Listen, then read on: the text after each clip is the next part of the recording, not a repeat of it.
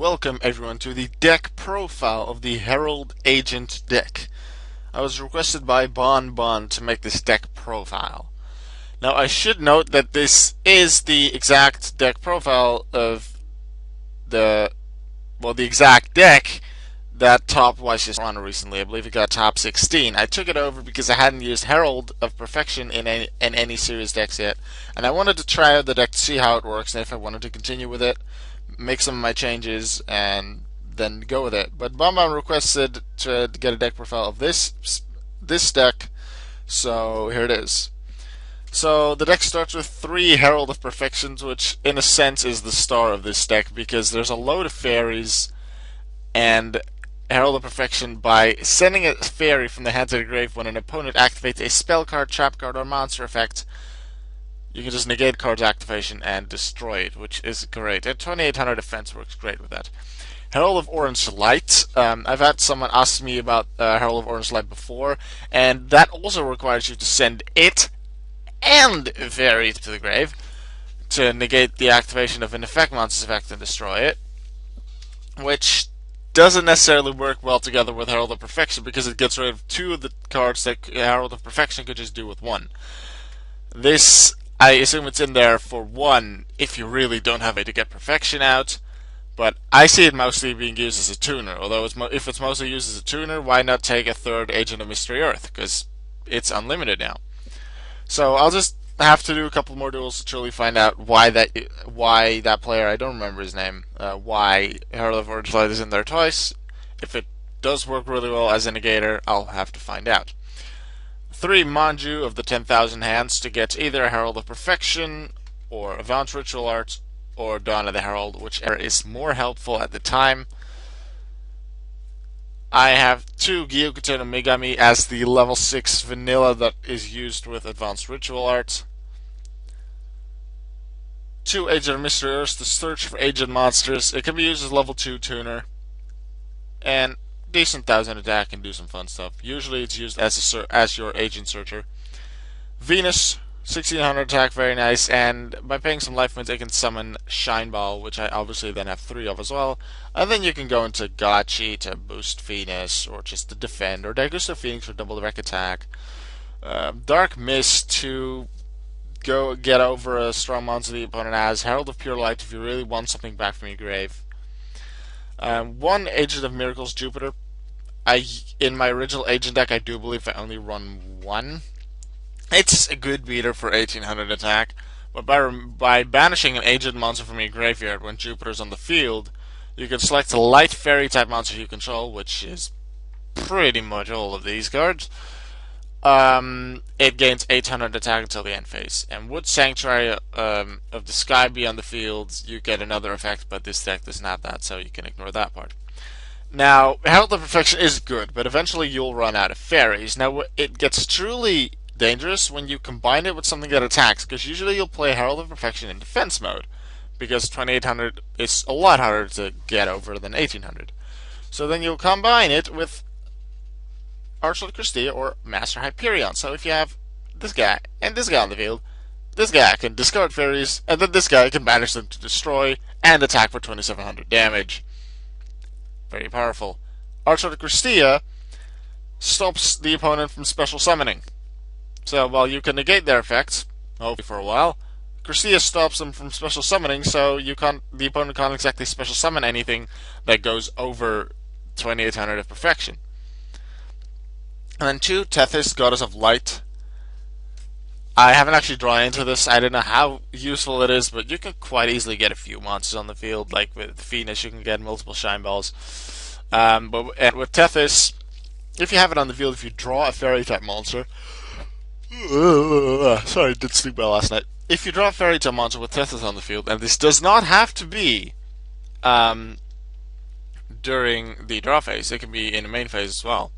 If you draw a fairy type, you can reveal it, or reveal one of your drawn cards if it's a fairy type, if you draw multiple cards at once, and then you draw another card. This helps you get a lot of cards in your hand to use for Herald of Perfection. That's usually what you want it for. Then you're running a lot of light card monsters, so why do you not use Honest? Honest, obviously, in that deck. Then 2 Max C in there as And a lot of special summons may be excluded, and you do want the draws where you can with this deck. Then one copy of Gallon Duo as sort of a staller. It can do decent for a 1700 meter. I expect it's mostly used to just take an attack for one turn while in defense mode, and then you can tribute summon Hyperion or Christia with it. That's what I expect Gallon Duo is here for. One copy of MSC to take care of spells and traps, and then Dawn of the Herald and 2 advanced ritual art for the 3 rituals. Preparation of rites, which only like last week when I don't remember if it was playing this deck or a different deck that used rituals.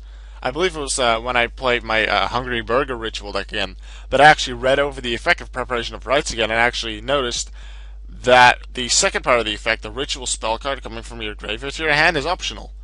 I always thought that was mandatory, meaning you needed the ritual spell in your grave before you could actually use it.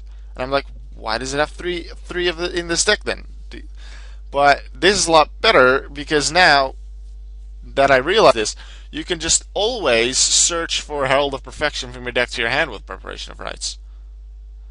And then, would there be a ritual spell in the grave, like Advanced Ritual Art or Dawn of the Herald, you can also add that to your hand. And then 3 Transmodify. I haven't actually drawn into it yet. I did draw into it once, but I didn't use it. And it can be used to upgrade Herald to Venus, or Shinebelt to Venus, or Venus to Jupiter, or Ju to Manju to Tethys. I assume that is the way that Tethys will be summoned most of the time. Because I don't see a lot of tribute summons happening. So probably Transmodify on a card like Jupiter or Manju or Galanduo. Then in the extra deck we have Armory Arm, Ally of Justice Catastor. Armada is Keeper of Boundaries. I like that card. Haven't used it much though, but I like it. Black Rose Dragon, because you can make level 7, so why not take the card that can nuke the field. Angel of Zera, it's a light. It's a fairy. So, it works. It's strong. And then Crimson Blader, because stopping those high level normal and special summons does definitely work. With Dragon Ruler still running ramped, you want Crimson Blader if you are able to summon it. Then Gachi, Herald of Pure Light, Daigusto Phoenix, number 96 Dark Mist, Wind Up Zen Mines, Levier the Sea Dragon, number 17 Leviathan Dragon, Starly's Paladin, because you're running level 4 lights, it's a good card that can take out strong monsters. And Fairy Cheer Girl, when I first saw this I'm like, that card isn't really that good. But then if you saw my duel video you can see how good Fairy Cheer Girl actually be. Sure, the opponent takes a little less damage, but for the fact that you get extra draws, giving you extra options is good, but for most importantly, you get extra cards that you can use to negate cards with Herald of Perfection. So Fairy Cheer Girl will definitely be used by me again. 2 copies of Consecrated Light. I assume that is to stop Evil Storm Ophion. And it's Fairy Light, so that's why it's probably there instead of, like, let's say, GNX Ally Duradark. But Consecrated Light's there to take out Ophion. Penguin Soldier, I smiled when I saw this. I like Penguin Soldier. It doesn't destroy, so that takes out the fact that makes that it can't be negated by certain cards that can only negate destruction. It sends 2 monsters back to the field. I like Penguin Soldier. And would you happen to flip summon it, you can always return 1 monster the opponent has, and then Penguin Soldier back to the hand to then set Penguin Soldier again. 2 more MSCs for back row. 2 Malevolent Catastrophes, which is one of the heavy storm replacements that people have been finding. There's also this level 6 Spirit Monster, and then in Dragon decks like Heretics, you have Wing of Giant Dragon, which either destroy all spell and traps on the field or just the opponents. So replacements for a Heavy Storm, I'm definitely liking the different cards that are being used. Malevolent Catastrophe, it has the activation requirement of Mirror Force, and then it has the effect of Heavy Storm. Then Goes in Match, because there's still a lot of different attributes that you can expect. Dragon Rulers are running rampant, as I said earlier. They're all dragons, so Rivalry of Warlords wouldn't really work too well. Goes in Match will, because it just stops a lot, because the Dragon Rulers are all different attributes. And then, even if you have, let's say, Tidal 2 times, they can't summon Dracosack because it's not water. Well, and this deck does not run any traps, so you could just throw in Royal Decree if the opponent's deck is trap heavy, let's say Chainburn, or something else that is trap heavy. And then Vanity's Emptiness, I know it's powerful, I know it's really good. I haven't actually used it much in any of my decks, because for some reason, when I use it, I always had the bad luck that it locked me down. Because next turn I would get a card that I wanted to special summon. So this is once you already have your special summons out, you'd use Vanity's Emptiness. I still have to really figure out how to truly use that card because I've never been able to properly use it, I feel. But that's the deck list for the Herald Agent deck that topped the YCS Toronto recently. With Herald of Perfection as the main card, if you can get a Herald, Master Hyperion or Archlord Christia next to it to battle, that is a definite force to be reckoned with. I'm going to see you guys in the next deck profile. I should be able to finish Yu-Gi-Oh! Chapter 7 in about another hour, 1.5. And then tomorrow you're going to have Chapter 7. I'm not going to make promises, but it's extremely likely, so look forward to that.